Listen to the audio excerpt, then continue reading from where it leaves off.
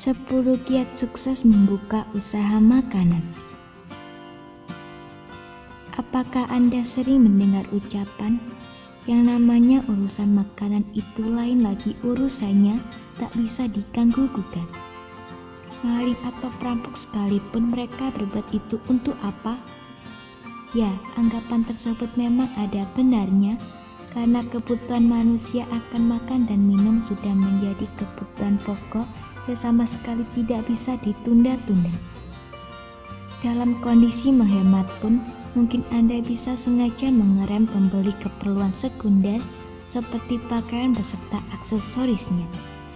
Tapi coba saja dalam kondisi lapar, Anda pasti tidak akan sungkan-sungkan untuk mengeluarkan kocek berapapun untuk membeli makanan. Dengan demikian, tak heran bila beberapa tahun belakangan ini banyak pebisnis makanan bertebaran di mana-mana, mulai dari pedagang makanan tradisional dengan istilah pedagang kaki lima, hingga pedagang makanan modern yang diklaim sebagai pengusaha kafe dan restoran. Mungkin Anda pun kini bisa mulai mencoba hal serupa. Kendati demikian, bukan berarti untuk mendapatkan keuntungan yang besar, Anda cenderung memilih membuka kafe dan resto sebagai permulaan usaha makanan Anda. Berdasarkan hasil penelitian dan pengembangan usaha kecil menengah atau UKM di beberapa daerah di Indonesia, rata-rata pendapatan para pengusaha makanan dan minuman kaki lima dan rumahan berada di atas rata-rata upah minimum regional atau UMR. Menarik bukan? Anda seorang pengangguran, pelajar, ibu rumah tangga atau pegawai sekalipun dapat melakukannya karena usaha makanan dapat dilakukan dengan modal sekecil apapun dan tanpa banyak menyita waktu. Untuk mempermudahnya, kami mencoba membaginya dalam beberapa kelompok. Kelompok usaha yang menjual makanan pokok sehari-hari seperti rumah makan Padang, warung Tegal, warung nasi sederhana, nasi goreng atau nasi pecel lele. Kelompok usaha makanan pengganti makanan pokok seperti bubur, mie ayam, bakso, soto, sate, atau batagor.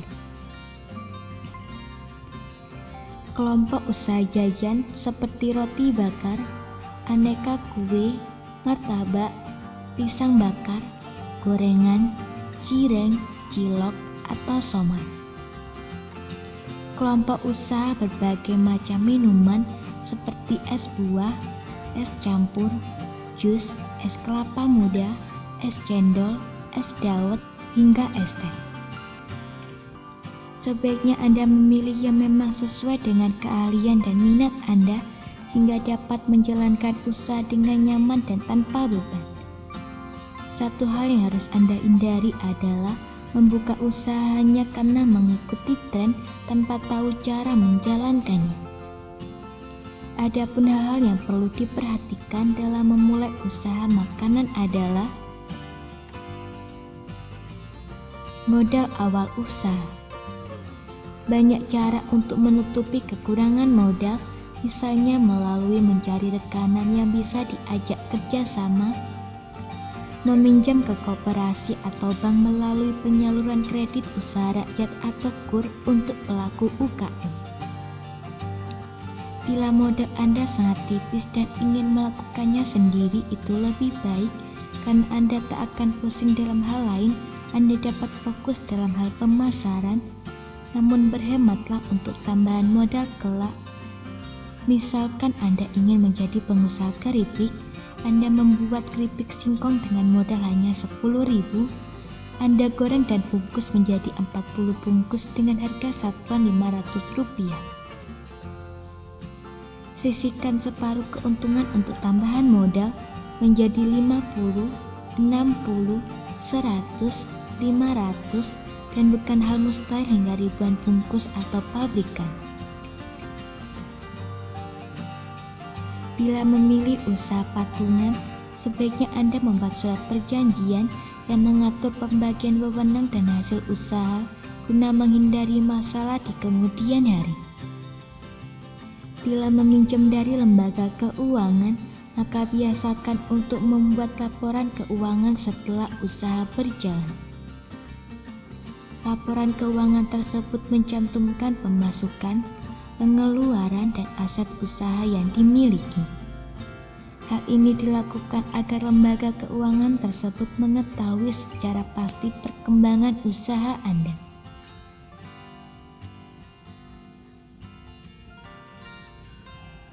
Lokasi usaha. Pilihlah lokasi usaha yang banyak dikunjungi atau dilalui banyak orang. Saat menentukan lokasi usaha juga harus memperhitungkan modal yang akan dikeluarkan. Jangan sampai modal Anda terkuras hanya untuk menyewa atau membeli tempat usaha. Anda pun dapat melakukannya tanpa mempunyai tempat usaha, tapi dengan meniti produk usaha Anda dengan memilih kestrategisan lokasi atau tempat usaha mitra Anda. Sejumlah lokasi usaha makanan yang strategis antara lain di sekitar sekolah atau kampus, kawasan perkantoran, lingkungan pasar dan mal, perumahan, dan tempat wisata. Menu andalan. Sebelum memulai usaha, sebaiknya Anda melakukan survei terlebih dahulu tentang menu yang beredar di pasar. Lalu pilihlah menu yang belum banyak dijual di sana guna mengurangi tingkat persaingan. Namun pilihan menu tersebut harus disesuaikan dengan target pasar atau konsumen.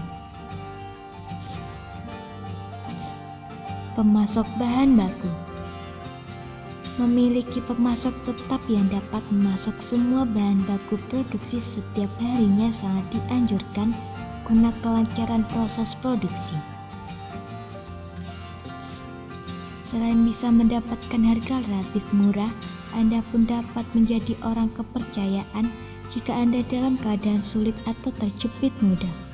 Selain itu, Anda juga bisa diprioritaskan bila suatu saat bahan baku yang Anda butuhkan langka di pasaran. Usahakan memiliki lebih dari satu pemasok sebagai alternatif bila pemasok yang satu tidak bisa menyediakan permintaan. Pembelian bahan baku dari pemasok ini biasanya menggunakan sistem pembayaran kredit atau tunai dengan potongan harga. Misalnya potongan harga relatif tergantung kesepakatan kedua belah pihak, tapi pada umumnya berada pada kisaran 15 hingga 20%. Sumber daya manusia atau SDM. Idealnya, karyawan terbagi ke dalam kelompok tukang masak, pelayan, dan kasir. Tapi bila usaha tergolong kecil, seorang asisten yang dapat mempermudah pekerjaan Anda itu saja sudah lebih dari cukup. Jangan lupa untuk memperhatikan kesejahteraan karyawan dengan memberi gaji sepadan dan tepat waktu. Hal ini untuk menjaga kestabilan keterampilan dan kesiapan karyawan. Target pemasaran. Menyesuaikan jenis usaha dengan target pasar merupakan salah satu kunci sukses menjalankan usaha makanan dan minuman. Walaupun Anda menawarkan harga murah meriah, tapi tidak sesuai dengan selera konsumen, ini bisa menjadi kendala. Promosi yang tepat. Promosi dari mulut ke mulut hingga saat ini tetap menjadi andalan promosi usaha Anda ke banyak orang. Ini berhasil jika Anda bisa memuaskan konsumen dan nantinya mereka pun bisa menjadi pelanggan setia. Dari pelanggan setia inilah cerita tentang keunggulan usaha Anda akan menyebar ke publik. Bila ada dana lebih, tak ada salahnya mempromosikan usaha lewat media seperti spanduk, papan nama, pamflet, leaflet, atau via jejaring sosial seperti Facebook atau Twitter. Perizinan usaha. Demi keamanan dan kenyamanan usaha, pastikan Anda mengurus surat izin usaha dari instansi pemerintah atau pihak berwenang setempat. Jika usaha semakin berkembang dan besar, ada baiknya segera mengurus nomor pokok wajib pajak atau NPWP bagi usaha Anda, mengurus perizinan ke Kementerian Kesehatan, bahkan kalau bisa mengurus sertifikasi halal untuk semua produk usaha Anda ke Majelis Ulama Indonesia atau MUI. Sikap dan perilaku. Penting untuk menjaga sikap maupun perilaku Anda saat berhadapan konsumen. Semakin Anda ramah dan sopan, maka akan semakin banyak konsumen yang berniat menjadi pelanggan Anda. Coba Anda bayangkan apakah Anda mau berbelanja pada pedagang yang sombong, pelit, atau jutek, apalagi kalau kucel dan dekil. Ora et labora. Ora et labora atau bekerja sambil berdoa adalah kunci keberhasilan Anda. Berjuanglah dan teruslah berdoa kepada Yang Maha Pemberi dan Pengatur rezeki, karena Dialah yang menilai hasil kerja keras Anda. Jangan sesekali memakai magic dalam usaha, karena sudah pasti akan hancur walau cepat berkembang. Berusahalah bersih. Nah, tips-tips tersebut mungkin bisa jadi masukan bagi Anda yang tertarik untuk membuka usaha makanan dan minuman. Sekarang saatnya Anda tentukan menu makanan atau minuman apa yang akan Anda pilih. Anda tidak akan pernah tahu bila Anda tidak mencobanya. Ide dapat dibuat dari hal sekecil mungkin sesuai kemampuan Anda. Jangan sia-siakan setiap peluang yang terbuka di depan Anda. Semoga informasi tersebut dapat bermanfaat. Jangan lupa untuk klik subscribe untuk mengetahui video terbaru dari kami.